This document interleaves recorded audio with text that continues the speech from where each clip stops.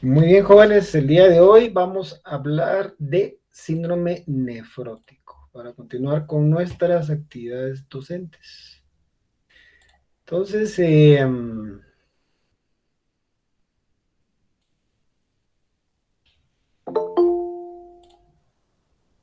vamos a empezar.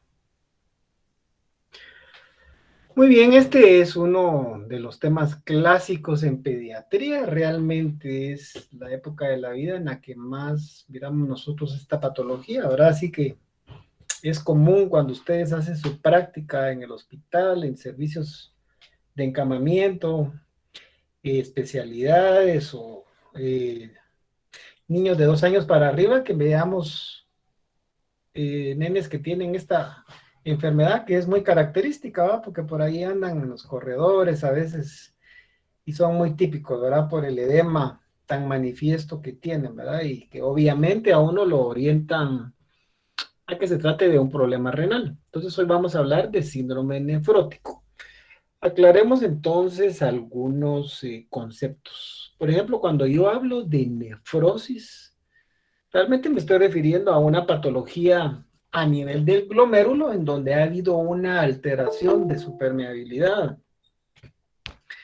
a nivel de los capilares glomerulares que va a conducir a que haya una pérdida básicamente de proteína y particularmente de albúmina, ¿verdad? Entonces empezamos a entender nosotros de que si el paciente está teniendo una pérdida, sobre todo si es masiva de proteína, pues obviamente va a perder mucha de su capacidad oncótica en el plasma y que se va a hematizar, ¿verdad? Que como les estaba mencionando, es una de las características que a uno le parecen tan obvias cuando empieza a hacer sus turnos ahí por pediatría en pisos, ¿verdad?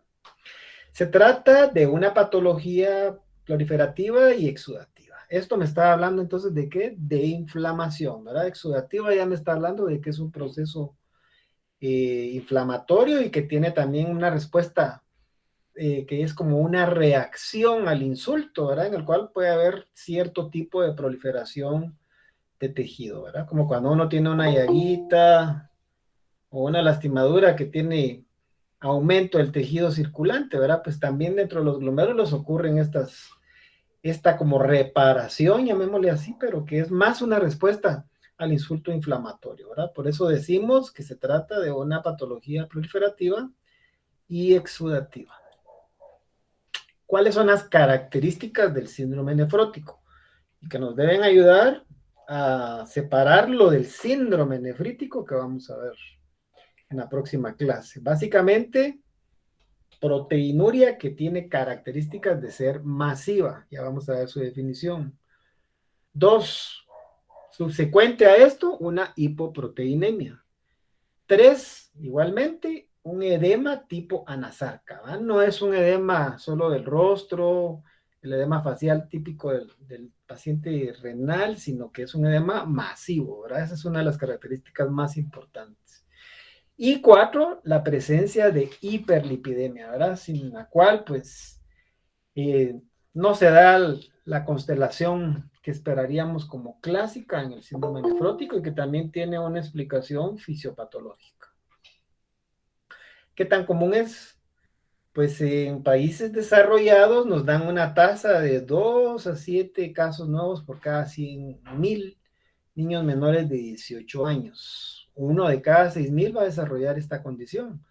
Sin embargo, en nuestros países en vías de desarrollo, particularmente en Guatemala, pareciera ser de que esta tendencia está un poco aumentada. Y eso está relacionado con la exposición a antígenos, muchos de ellos relacionados también con enfermedades infecciosas, por lo que nuestra apreciación es de que es un poco más común en países que están en proceso de desarrollo como en Guatemala, ¿no? Ustedes no me dejarán mentir que siempre hay más de uno o dos pacientitos nefróticos en nuestros servicios, en el departamento de pediatría, ¿no? Ahora puede ser que haya variado un poco por la pandemia del COVID, pero usualmente eso es lo que uno mira, ¿va? Siempre hay pacientitos nefróticos hospitalizados en el área renal. En realidad es una enfermedad de niños pequeñitos. Por supuesto que lo podemos ver en un niño, una niña de 12, 13 años, pero eso ya se va saliendo de lo típico, ¿va? Lo más común es que lo encontremos en niñitos chiquitos, ¿verdad? Lactantes mayores, preescolares, entre los 2 y los 8 años, con una predisposición, ahí sí que del doble, de hombres sobre mujeres. También se ha visto que no se comporta igual el caucásico, el típico blanco norteamericano, con respecto a nuestro tipo de pacientes, ¿verdad? Y se sabe que los pacientes hispanos, los de raza negra, tienden a padecer más de lo que se conoce como córtico resistencia. Es decir, no tienen una respuesta tan clásica y satisfactoria al uso de esteroides, que es parte del manejo de este síndrome nefrótico. Cuando hablamos de etiología, ¿cómo lo vamos a clasificar? Básicamente lo tenemos que dividir en dos grandes grupos. Uno, el primario o idiopático, así se le sabe, así se le conoce. Y dos, el secundario. El primario es 90%, el secundario es apenas el 10%. Y aquí están englobadas un montón de enfermedades que pueden, digamos, generar síndrome nefrótico como una consecuencia de esta enfermedad, mientras que el primario se conoce como idiopático porque no hay una relación causal directa. Ejemplo, la sífilis puede producir síndrome nefrótico en neonatos, pero ahí, como es una causa de la enfermedad del treponema pallidum, entonces se clasifica dentro del 10% de los secundarios. La gran mayoría son primarios, ¿no? Idiopático quiere decir que no se sabe exactamente cuál fue el agente, aunque podamos saber cuál es la patología que se produce, realmente no logramos identificar cuál fue la relación que produjo esta patología en nuestro paciente en particular. Ahora bien, de este primario, de este 90%, si lo convirtiéramos a un 100, ¿verdad? De cada 10 o de cada 100, 85% corresponden a una sola entidad que se conoce como síndrome nefrótico de cambios mínimos o nefrosis lipoidea. Vamos a ver por qué se llama así, ¿verdad? Pero ya entendemos cuando habla de cambios mínimos que en el microscopio óptico, en el corte histológico, no encontramos mayores datos, ¿verdad? Entonces, eso es lo que se mira y tendríamos que tener acceso a un microscopio electrónico para ver en realidad los detalles a muy gran aumento de lo que está pasando a nivel del glomérulo. Por eso se llama de cambios mínimos. Es un nombre que ya tiene muchísimos años. También podemos encontrar otras, aparte de este cambios mínimos, como las glomerulosclerosis segmentarias y focales, ¿verdad? Las nefropatías membranosas, la membrano proliferativa, la temida membrano proliferativa, la glomerulonefritis por C3, ¿verdad? Que es una reacción antígeno-anticuerpo, pero que está mediada por el complemento, ¿verdad? La nefropatía por IgA, y una que se conoce como proliferación mesangial difusa. O sea, hay una serie de cuadros histológicos que podemos encontrar, pero con mucho este es el más común, ¿verdad? Les mencionaba la temida membrana proliferativa porque, por ejemplo, estos son niños que se salen del cuadro típico, ¿verdad? Yo les había dicho a un niñito entre 2 y 8 años de edad, usualmente varón, que responde particularmente bien al uso de esteroides. Por el contrario, si yo tuviera una niña 13, 14 años, que además de que está con proteinuria masiva, está hipertensa o tiene hematuria de más de 4 semanas, ¿verdad? Es decir, está compartiendo características de nefrítico con el cuadro nefrótico. Es una niña y ya está un poco llegando a la adolescencia. Ojo, ¿verdad? Ojo, porque eso ya no es un cambio mínimo, ¿verdad? Ya sería, por ejemplo, una indicación de hacer una biopsia. ¿Por qué? Porque esta membrana proliferativa, el 50% en 5 años eh, progresan a una insuficiencia renal crónica. O sea, su pronóstico no es muy bueno, ¿verdad? Realmente es importante hacer el diagnóstico temprano para tomar las medidas que correspondan, ¿verdad? Si no, ese paciente se va a volver un dependiente de hemodiálisis, ¿verdad? Un paciente realmente muy afectado en cuanto a su calidad y cantidad de vida. En cuanto a los secundarios, pues estábamos diciendo, ¿verdad? debido a otras enfermedades muy relacionadas con enfermedades inmunes o autoinmunes, en las cuales hay un gran componente del sistema inmune, sea celular o ¿cómo se llama? Humoral, enfermedades tan características como la púrpura anafilactoide, ¿verdad? Que es la enfermedad de Geno-Scholling, ¿verdad? El lupus eritematoso sistémico, todas tienen su carga inmunológica importante, ¿verdad? La vasculitis asociada a anticuerpos citoplasmático antineutrófilo, ¿verdad? Que se parece mucho al lupus. Entonces, si ustedes tienen un paciente con una enfermedad autoinmune o vasculítica, ojo, ¿verdad? Les puede hacer síndrome nefrótico. Enfermedades infecciosas, ya les había mencionado la sífilis congénita, la malaria les puede dar nefrosis, ¿verdad? De repente se va a encontrar uno en el interior un paciente nefrótico muy chiquito, ¿verdad? Un niño muy pequeño y puede ser una sífilis congénita o una malaria. El virus de inmunodeficiencia humana se ha descrito, las hepatitis B y C o enfermedades parasitarias como el toxoplasmosis o el virus citomegalovirus, ¿verdad? O sea que hay un espectro de agentes infecciosos que pueden lesionar nuestra nefrona y producir un cuadro de síndrome nefrótico. Malignidades, un paciente que tiene leucemia o linfoma puede debutar con síndrome nefrótico. Paciente que ha estado expuesto al medio ambiente, a tóxicos, ¿verdad? O a drogas, por ejemplo, si es consumo de heroína en adultos jóvenes o la exposición materna, ¿verdad? Mucho ojo, el uso exagerado de antiinflamatorios no esteroideos y algunos otros, incluyendo vacunas. Enfermedades sistémicas, la diabetes mellitus va para variar, puede tener dentro de su amplio espectro de complicaciones también presentarse con problema renal como nefrosis, ¿verdad? Y por último, el síndrome nefrótico congénito, o también conocido como finlandés, que realmente en Guatemala no lo vamos a ver mucho, ¿verdad? Eso está relacionado con ciertos tipos de poblaciones del norte de Europa, ¿verdad? Son aquellos niñitos canchitos, pelirrojos, pueden ser descendientes de, digamos, de personas de esta raza, ¿verdad? Y que tienden a padecer un cuadro muy particular de síndrome nefrótico, ¿verdad? Lo pongo aquí porque aparece en la literatura, pero en Guatemala no es muy común. Muy bien, entonces hablemos un poquito acerca de la fisiopatología. Tenemos que centrarnos entonces y tratemos de imaginar la estructura del glomérulo, porque es precisamente ahí donde vamos a encontrar las alteraciones. Entonces, aquí, ¿de qué estamos hablando? Endotelio capilar, membrana basal, ¿de acuerdo? Que forma parte del glomérulo. Y por supuesto el epitelio externo, que está formado básicamente por los podocitos, ¿verdad? Y de los podocitos, digamos, sus extensiones, sus pies, llamémosle así, que envuelven, digamos, todo lo que es el ovío glomerular y que se conocen como pedicelos, ¿verdad? Pero son las extensiones de los podocitos o microvellosidades también. Vamos entonces a encontrar alteraciones en su membrana basal.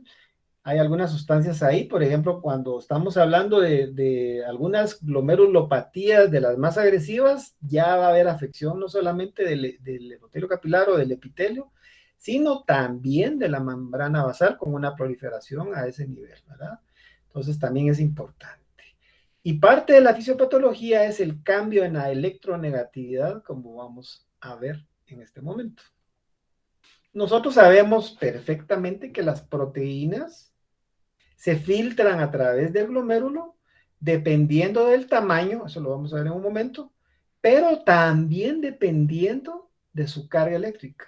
Todas las proteínas tienen una carga negativa, son electronegativas. Nosotros sabemos que polos opuestos se atraen y polos iguales pues se repelen. Entonces, ¿qué pasa? Digamos, en condiciones normales hay una barrera que está formada por las células del endotelio, de la membrana basal y del epitelio, que tienen, digamos, una carga electronegativa normal y que eso hace que se repelan algunas moléculas, algunas proteínas no se logren filtrar. Algunas pasarán por tamaño, pero otras serán rechazadas simplemente por la electronegatividad. ¿Qué pasa si toda esta barrera glomerular cambia su electropositividad, es decir, electronegatividad, perdón, y se vuelve más electropositiva? Pues entonces ahí se van a ser atraídas, ¿verdad? Porque por los opuestos se atraen. Y algunas moléculas que no se debieran de filtrar paran filtrándose, ¿verdad? Y empezamos con la proteinuria y las complicaciones secundarias. Aquí tenemos un dibujo más específico, ¿verdad? De lo que son las tres capas que les estaba mencionando, ¿verdad? El endotelio fenestrado, o sea que aquí va el capilar, ¿verdad? Estamos hablando del capilar, aquí estamos hablando de un corte de un glomérulo. La membrana basal glomerular y por supuesto los podocitos, que son las células que envuelven como que fueran tentáculos, llamémosle, a través de los cuales se produce la filtración. Esto tiene una medida particular, una carga particular, que hace que fisiológicamente solo ciertas moléculas se filtren. ¿Ya? Por ejemplo, hablemos de la albúmina. La albúmina, en cuanto a concentración a nivel de los capilares glomerulares, se encuentra más o menos en unos 40 gramos por litro. Es la concentración normal de albúmina en la sangre. Sin embargo, lo que encontramos del lado de la orina, o sea, ya filtrado, es de 4 miligramos por litro. Aquí eran 40 gramos por litro, ¿verdad? Y aquí son 4. O sea que solo pasa en condiciones normales el 0.1% de la albúmina. Imagínense qué pérdida catabólica es para el cuerpo estar perdiendo cantidades mayores de albúmina, ¿ya?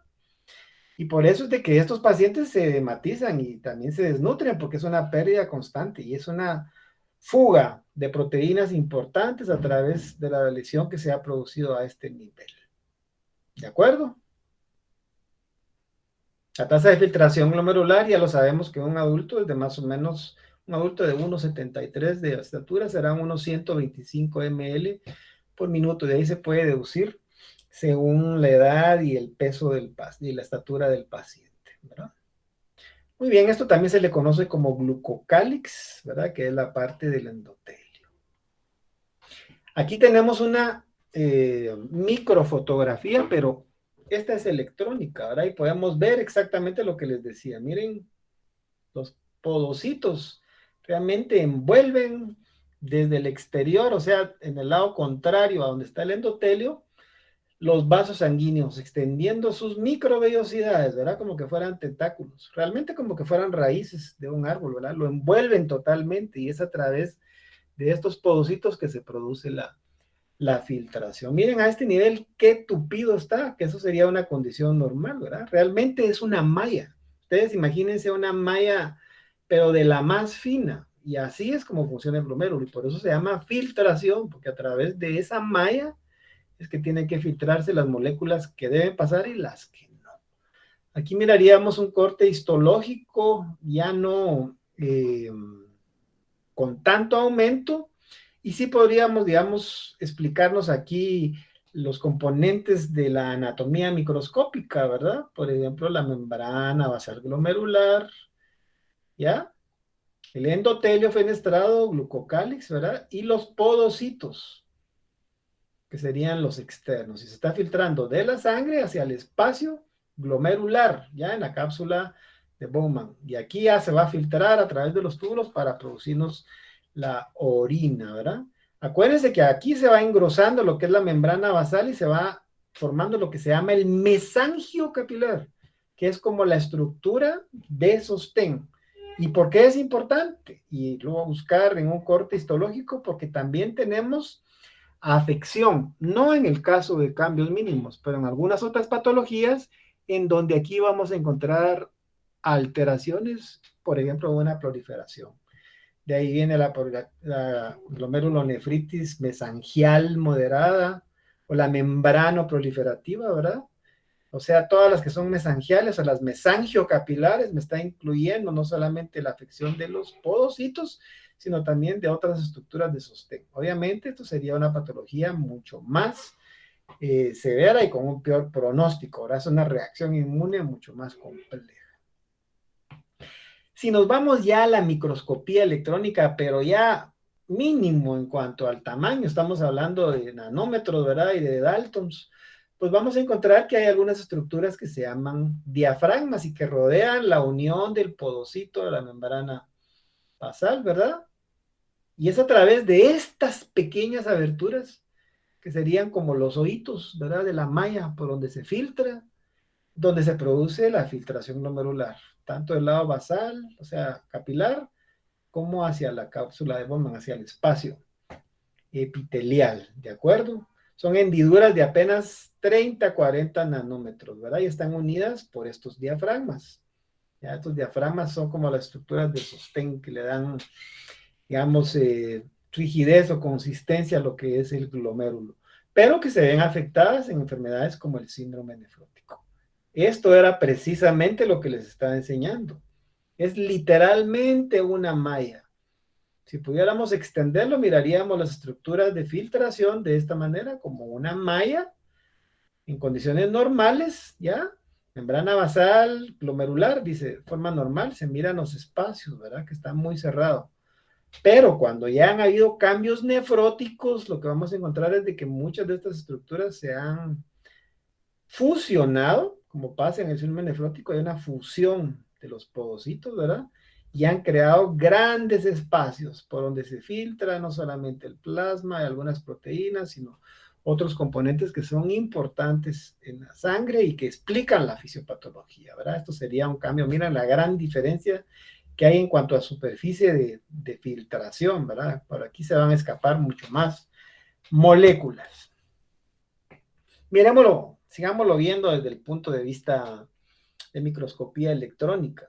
Ya a nivel de proteínas, hay una proteína muy particular que es la podocalixina, y la podocalixina junto con esta que es derivada también de las células musculares, o sea, también ahí se encuentra, por ejemplo, la actina, la esrina, pero particularmente la podocalixina se está produciendo como un cinturón alrededor de este diafragma y es un cambio en la electronegatividad de estas proteínas lo que nos va a producir esa atracción a las proteínas, ¿verdad? Por ejemplo, aquí vemos por inmunofluorescencia los anticuerpos antipodocalixina, o sea, es a nivel muy molecular que se produce la lesión, ¿verdad? Y cuando estos anticuerpos van a dañar directamente lo que son estas proteínas, va a cambiar principalmente su electronegatividad, haciéndose más electropositivas y por lo tanto dejando pasar algunas moléculas, ¿de acuerdo?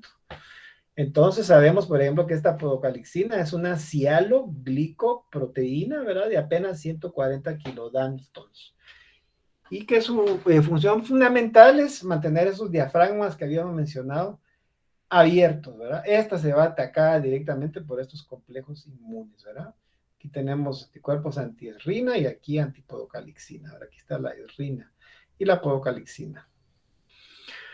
Al final, por la inflamación, estos como pelitos, imaginémonos que se trata como de una raíz de una planta, ¿verdad? Estos pelitos se van a ir fusionando, pero en su fusión van a ir dejando grandes espacios a través de los cuales es que se está filtrando todas esas proteínas que no se debieran de filtrar, ¿verdad? Y se produce una reacción de fusión de estos como consecuencia de. Hay algunas otras proteínas como las integrinas, el proteoglicano, ¿verdad? Que es sustancia de sostén y a otras que se llaman nefrinas. Al final lo importante es de que son un grupo de proteínas que forman parte de esa matriz germinal, ¿verdad? Por ejemplo, la injuria inmunológica de las integrinas, estas hace que esos podocitos se funcionen. Como les decía, al fusionarse dejan grandes espacios a través de los cuales se filtra la proteína. ¿De acuerdo? Aquí están las integrinas, ¿verdad? Los proteoglicanos o distroglicanos, si se dan cuenta, pues son estructuras muy pequeñas, pero hay que entender de que el ataque es muy a nivel molecular en las proteínas, ¿verdad? De la membrana basal. Aquí podemos ver un diagrama en donde algunas proteínas son rechazadas por cambio en qué? Digamos, por las cargas eléctricas negativas a este nivel.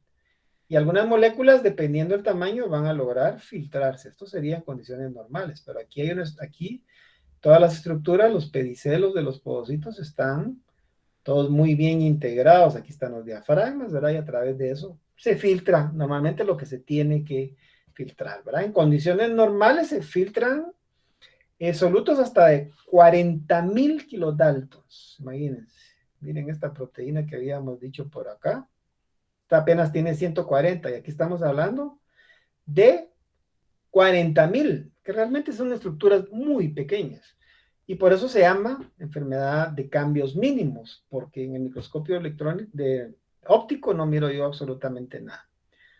También se le conoce como nefrosis lipoidea, porque a lo más que podría encontrar son depósitos de lípidos dentro de los túbulos, pero escasos depósitos de lípidos. Por eso se llama nefrosis lipoidea. Pero esto tiene que ser a nivel de microscopía electrónica. Ahora miren qué pasa cuando se ha producido esta reacción inmune. Pues se fusionan los podocitos, ¿verdad? Y digamos, las aperturas que quedan son mucho más grandes. Se cambia a más electropositivas estas proteínas y obviamente va a haber una filtración masiva de proteínas aún mayores de estos 40.000 que no pasaban. Y ahí se filtra mucho de la albúmina, ¿verdad? Que tiene 67.000 daltons, ¿verdad? Se dan cuenta cómo ya los deja pasar. Entonces hay proteinuria, particularmente albuminuria. Patológicamente, ¿qué podemos tener? Ya hablamos de la nefrosis lipoidea o cambios mínimos, las esclerosis focales y segmentarias, la membranosa, estamos hablando de afección de la membrana basal, la membrana proliferativa o mesangio capilar. Acuérdense de la membrana proliferativa, ¿por qué? Por el pronóstico, ya lo mencioné, ¿verdad? ¿Qué afectó? Lo que les decía, la estructura de sostén, el mesangio capilar, ¿de acuerdo? Tienen hematuria, tienen hipertensión, etcétera, ¿verdad? Aparte de los hallazgos de nefrosis. Aquí podríamos ver, digamos, una serie de cambios histológicos. Cuando veamos la clase de síndrome nefrítico, nos vamos a recordar de estas jivas, ¿verdad? Que son acumulaciones de antígeno anticuerpo y que se pueden ver por debajo de los podocitos. Eso es en nefritis. Ahora en nefrosis nos vamos de este lado, ¿verdad? Y como les digo, no miro mucho. Y microscopio electrónico, lo único que veo es una fusión de los pedicelos. Ya a nivel muy molecular, lo que les acabo de explicar. Al final lo que entendemos de que esta fenestración está mucho más amplia y por ahí tenemos la pérdida de todo esto, ¿verdad? La membrana proliferativa, como les decía, hay afección de todas las estructuras que habíamos mencionado, ¿verdad? La matriz mesangial, la membrana basal, obviamente los podocitos y los capilares en términos generales. Resumámoslo para que se nos fije, ¿verdad, muchachos? Alteración de la barrera de filtración, aumento del tamaño de los poros, ya explicamos cómo. Pérdida de la electronegatividad, esas proteínas cambian a volverse más electropositivas, o sea, perder su electronegatividad. Proteinuria, por cuestiones mecánicas de tamaño y por cuestiones eléctricas de carga. Hipoproteinemia, obviamente el paciente se va a edematizar, va a haber también pérdida de las lipoproteínas, que son unas proteínas que transportan lípidos, ¿verdad? Las lipoproteínas se pierden también. Y se estimula la lipoproteína lipasa, que es una enzima que produce en el hígado estos triglicéridos. Entonces van a estar aumentados los lípidos. Esa es la explicación, ¿verdad? Obviamente esta alteración de la baja, digamos, baja proteína, pero sobre todo la alta cantidad de lípidos hace que la sangre sea más coagulable. ¿Ya? Estos pacientes tienen problemas de coagulación, tienden a tener el cuadro de trombosis, ¿verdad? Trombosis venosa, sobre todo, ¿verdad? Y eso es secundario a esta alteración que se da. Hay dos teorías. Uno es la teoría del rebalse o overfill, ¿verdad? Y la otra es la teoría de la, ¿cómo se llama? Supresión de la acción de la renina-angiotensina por aumento de la presión idiostática. Esta que está de este lado, digamos, disminuye el factor auricular natriurético en los túbulos colectores, hay resistencia a la acción de este, lo que hace que se retenga agua y sal y se hinchan los pacientes. Eso va a aumentar su volumen intravascular, eso aumenta la presión capilar y obviamente se empiezan a perder proteínas, ¿verdad? Para este mecanismo se tuvo que haber suprimido el sistema renina-angiotensina-aldosterona. ¿Verdad? Este aumento de la transsudación de proteínas va a hacer de que el paciente se hematice. Fíjense que si lo analizamos, cuando veamos el síndrome nefrítico, se van a dar cuenta de que esto se parece mucho a la nefritis. Entonces hay otros que proponen otra teoría que para mí es más lógica. Al final lo que han dicho los expertos es de que es una combinación de ambas. Hay pacientes que tienen bajos niveles de renina y aumentada la presión hidrostática, pueden estar un poco hipertensos, pero son la minoría. La gran mayoría están hipovolémicos, ¿ya? O sea que más este lado. Al final una combinación de ambos, ¿ok? Pero esta tiene mucha lógica, ¿verdad? ¿Por qué? Porque se ha perdido la albúmina, como les estaba diciendo, pérdida de la presión oncótica, hay una trasudación de agua hacia el espacio intersticial porque se perdió esa capacidad de las proteínas de jalar agua dentro de los vasos, se hinchan, ¿de acuerdo? Y el paciente tiende a estar hipovolémico, como es muy característico en la gran mayoría de los nefróticos, no todos, ¿verdad? Ya les dije que hay algunos que están hipertensos, pero la gran mayoría están normotensos, ¿verdad? No tienen, ¿y cómo se llama? Hipertensión, no es tanta retención solo de sodio, ¿verdad? Como en un nefrítico. Esta hipovolemia nos va a llevar a que haya una activación del sistema renina, angiotensina, aldosterona y obviamente ahí sí se va a retener el sodio y agua. Entonces todo esto nos va a dar edema y que el paciente se hemodiluya, ¿verdad? Si se dan cuenta, esto es un círculo vicioso, ¿verdad? Puede ser entonces la teoría del overfill, ¿verdad? El rebalse o la teoría de la hipovolemia en donde hay renina y angiotensina elevada. ¿Okay? ¿Cuál es la clínica? Bueno, entonces miremos en este síndrome nefrótico primario, ¿verdad? Lo que habíamos mencionado, proteinuria, albuminemia, hipoalbuminemia, perdón, hipercolesteronemia y por lo menos de un 3 a 5% de retención de peso por agua, ¿verdad? Eso es lo mínimo, ¿eh? Los niños usualmente tienen más. Va a haber un aumento progresivo del peso, los papás se asustan porque creen que es otra causa, ¿verdad? Por la cual el niño se está hinchando. Pero sí se inicia con un edema tipo renal, ¿verdad? Que es el de los párpados en la mañana, pero va progresando hasta hacerse anasárquico, ¿verdad? Hay distensión y dilatación abdominal, pero es básicamente por ascitis. Pueden haber derrames pleurales también, ¿verdad? Pérdidas hacia el tercer espacio, ¿de acuerdo? ¿Qué complicaciones podemos tener? Una acumulación de líquido importante, hacer un derrame pleural, usualmente estéril. Ascitis, ¿verdad? Podemos hacer la famosa onda ascítica y vamos a ver de que hay agua dentro del peritoneo. Obviamente puede disminuir mucho la tasa de filtración glomerular por esa hipovolemia, ¿verdad? Falta de perfusión hacia el glomérulo.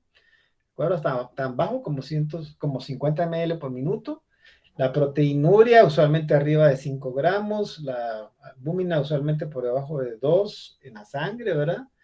Y la hiperlipidemia al menos una vez y media más del nivel basal. Usualmente está más alto, ¿verdad? Pero esto es lo mínimo, ¿ok?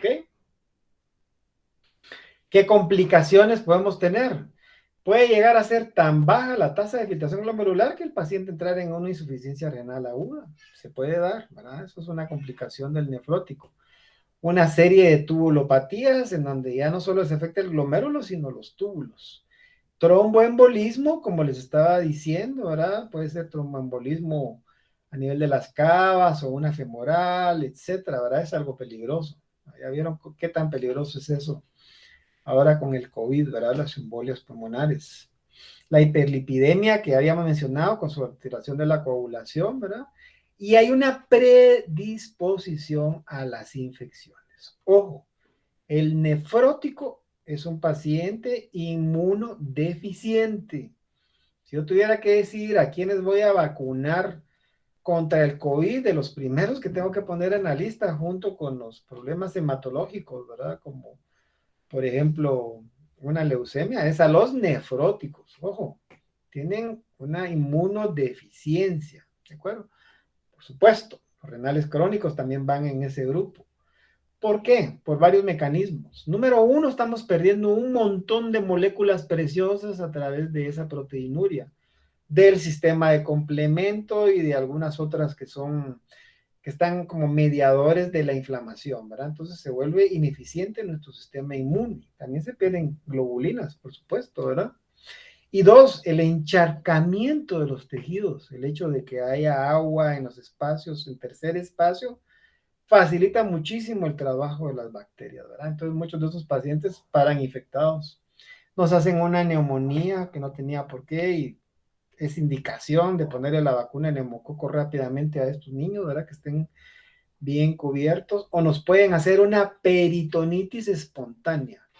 Ojo, si a ustedes les preguntan, si quieren ir a poner en aprietos al R1 mañana en el turno, vayan a preguntarle, doctor, ¿qué enfermedad está asociada con peritonitis espontánea? Y les van a decir, espero pues que los residentes les digan el síndrome nefrótico. ¿Y por qué? Porque por todas estas constelación de explicaciones que les está dando, pues esos tienen mayor infección, particularmente el neumococo.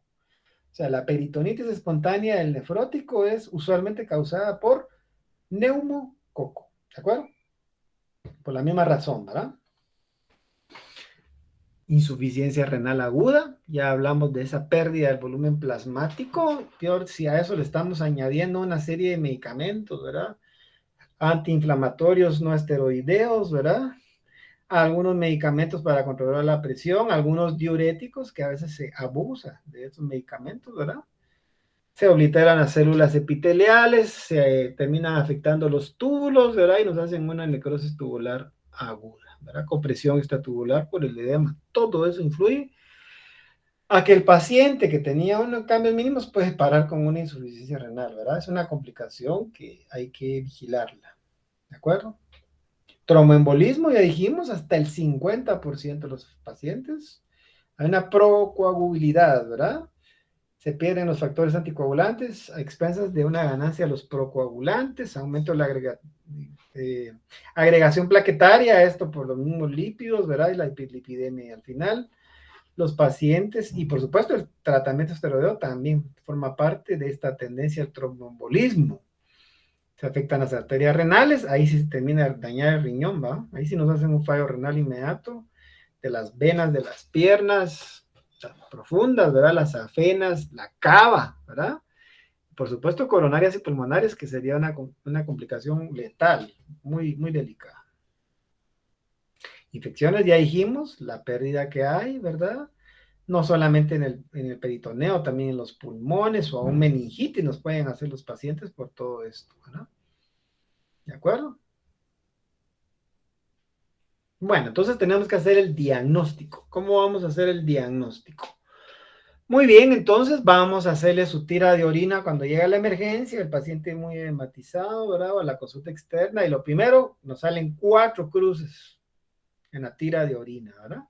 Bueno, vamos a hacerle sus estudios al paciente, le vamos a sacar mínimo una orina de 12 horas, idealmente de 24 horas. Orden de ingreso al paciente, ¿verdad? Va para medición de orina, hay que recolectarle la orina. Si yo logro colectar al menos 12 horas y puedo medir cuánto había en esas 12 horas y tengo una concentración de 40 miligramos, esto apréndanselo de memoria, 40 miligramos por metro cuadrado hora, serían 480 en 12 horas, ¿verdad? Si fuera de 12 horas. Si yo tengo al menos esta concentración, 40 miligramos por metro cuadrado hora, yo sé que el paciente tiene una proteinuria masiva. Lo mismo que si fuera de 24 horas, 50, pero aquí es por kilo, ¿de acuerdo? Si fuera un adulto, si yo tengo una pérdida de 3.5 o más gramos en orina de 24 horas, tiene una proteinuria masiva. Pero en niños, 50 miligramos por kilo en 24 horas o 40 miligramos por metro cuadrado hora, ¿de acuerdo? Puedo sacar al día siguiente el primer estudio que le tiene que hacer nuestro compañero el externo, ¿verdad? Y sacarle una relación de proteína, creatinina. Y si está arriba de 2 o 3, ese paciente está perdiendo mucha proteína. Sabiendo que lo normal es menor de 0.2 en estos niños pequeños, y a lo máximo 0.5 de esta relación proteína-creatinina. ¿Ok? También es un método diagnóstico. Hipoalbuminemia la voy a medir, voy a ir a sacarle su perfil de lípidos, ¿verdad? Una concentración de colesterol, pero particularmente triglicéridos, ¿verdad? Y obviamente al sacarle sus electrolitos vamos a encontrar que hay sodio usualmente bajo, pero es por dilución, ¿verdad? Hiponatremia dilucional. Algunos otros estudios, perfil específico de lípidos, como les decía, estudios de laboratorio como una hematología completa, paneles metabólicos, hay que ver cómo está el resto. Si no tiene diabetes, por ejemplo, ¿verdad? Cómo anda el calcio, el fósforo, a ver si no es una nefropatía de otra etiología, igual que, obviamente, la función renal, qué tan afectada está, nitrógeno, urea, creatinina, y buscar algunas enfermedades como las que había mencionado. Por supuesto, medir el complemento. Ya, si voy enfocando mi diagnóstico, pues ya puedo pensar yo, no, esto no encaja en una enfermedad de síndrome nefrótico idiopático. Esta debe ser secundario, ¿ya? Entonces tengo que ir a buscar algunas otras minuciosidades, ¿verdad? Podría hacerle entonces su ANCA y su ANA, ¿verdad? Sus anticuerpos antinucleares, ¿verdad? Eh, o anti-DNA, ¿verdad? Ir a ver exactamente cómo está. Podría ser un lupus, podría ser una enfermedad autoinmune. Estudios genéticos, ya les expliqué, raro en Guatemala, pero de repente habrá que estudiarlo. Su ultrasonido renal, su radiografía de tórax, su mantú, ojo, ¿verdad? Guatemala sí es común. La tuberculosis es la gran simuladora. Y de repente tiene una TB renal, ¿verdad? Y por supuesto, si hay indicación, su biopsia renal. Si se sale de los parámetros de un síndrome nefrótico, por ejemplo, de cambios mínimos, yo debiera considerar biopsia para tener asegurado mi diagnóstico, ¿verdad?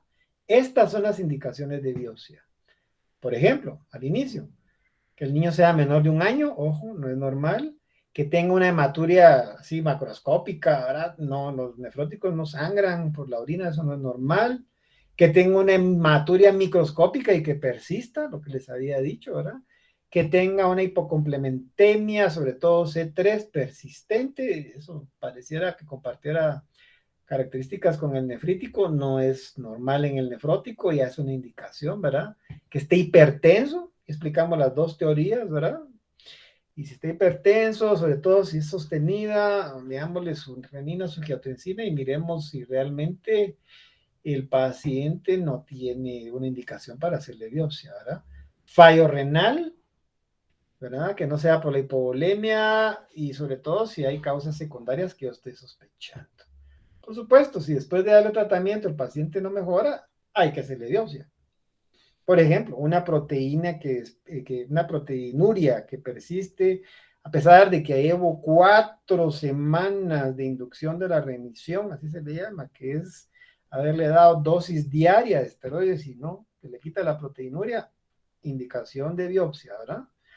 O antes de darle un tratamiento con algunos citostáticos como la ciclosporina o el tacrolimus, que a veces hay necesidad de usarlos. ¿Cuál es el tratamiento clásico? No vamos a entrar en minuciosidades de un nefrólogo, pero lo que un médico general debe conocer es el esquema básico, ¿verdad? Que sería una inducción de la remisión, en el cual lo que vamos a utilizar por vía oral es la prednisona. Es un esteroide, ¿verdad? El cual lo vamos a utilizar a 60 miligramos por metro cuadrado día por un mes, todos los días.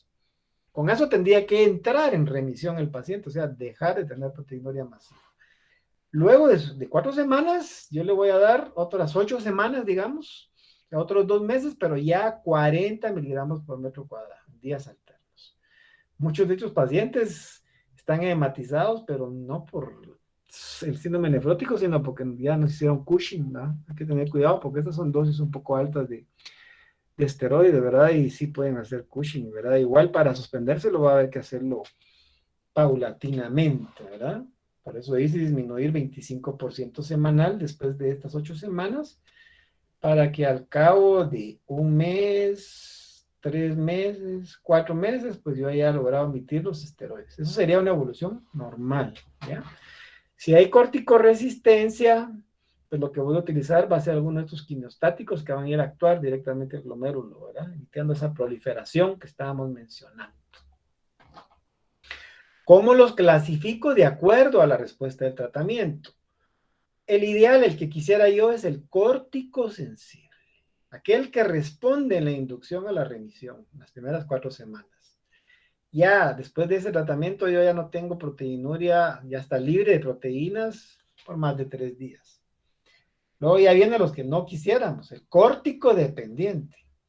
Vuelve a iniciar la proteinuria cuando yo pasé del ciclo diario, de la inducción de la remisión, al mantenimiento, vuelve a botar proteína, otra vez empieza a hinchar, etcétera. Ese es córtico dependiente, ¿verdad? En las 2 semanas siguientes al cese del tratamiento o durante el tratamiento alterno. Córtico resistente, Dios me libre que nos toque, ¿verdad? Pero si nos toca, ya sabemos que es aquel que después de 4 semanas, como que nada, como que no le hubiéramos dado esteroides, ¿verdad? Sigue con proteinuria masiva.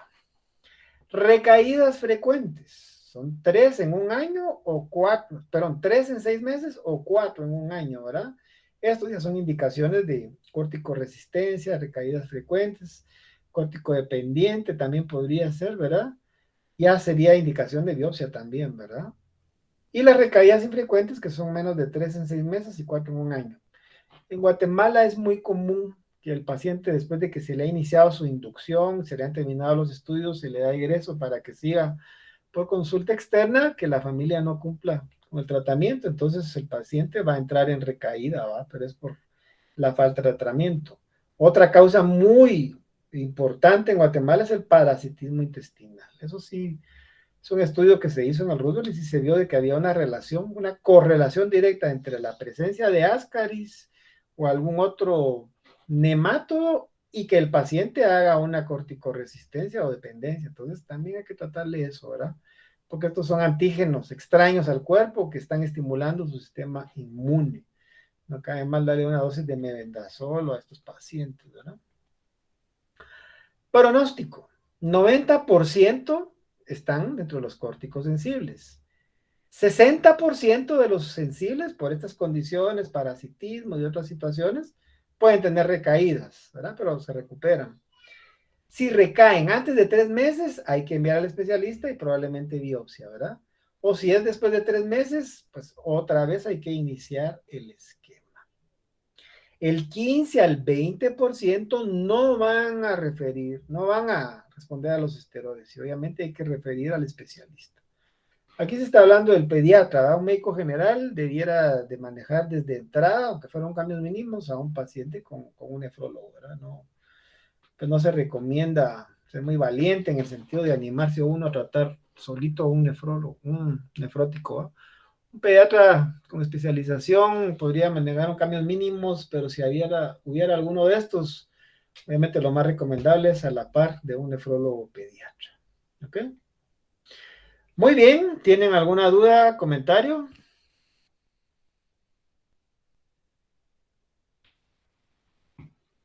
¿Tienen dudas, jóvenes? A ver, Daniel, contame, Daniel.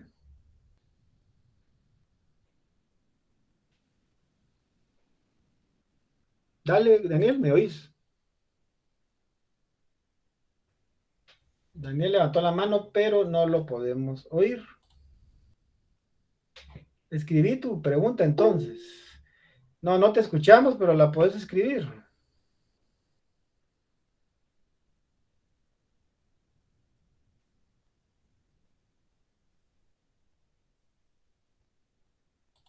Vamos a ver. Bueno. A los pacientes con tratamiento en casa se les deja tiras de orina para seguimiento. No, realmente lo que se hace es de que se les da cita con cierta periodicidad en la consulta externa y obviamente con su cita tiene que llevar su examen de orina. ¿Ya? Por supuesto que si el paciente tiene un deterioro, imagínate que empieza con fiebre y dolor abdominal, inmediatamente piensa en una complicación, ¿verdad? Y hay que hospitalizarlo, pero en términos generales, ellos se les va siguiendo en la consulta externa una vez ya tenés bien tu diagnóstico y has iniciado tu inducción de la remisión y el paciente se dio. Si se dan cuenta, en el hospital tenemos nefróticos hospitalizados. Nefríticos no, porque el nefrítico es un paciente que se puede morir en etapa aguda, pero una vez tiene esa fase de la hipervolemia, la que nos podría hacer una insuficiencia cardíaca o una hemorragia intracraniana por encefalopatía, por crisis hipertensiva, ¿verdad? O una encefalopatía hipertensiva, Una vez empieza a orinar, él se puede ir a la casa y lo seguimos por la consulta externa. El nefrótico lo tenemos que hospitalizar un poquito más de tiempo porque hay que inducirle la remisión. Ya una vez dejó de botar proteína, ya se le puede seguir por la consulta externa. ¿De acuerdo? Muy bien. ¿Alguna otra pregunta? De nada. Muy bien, entonces, muchas gracias.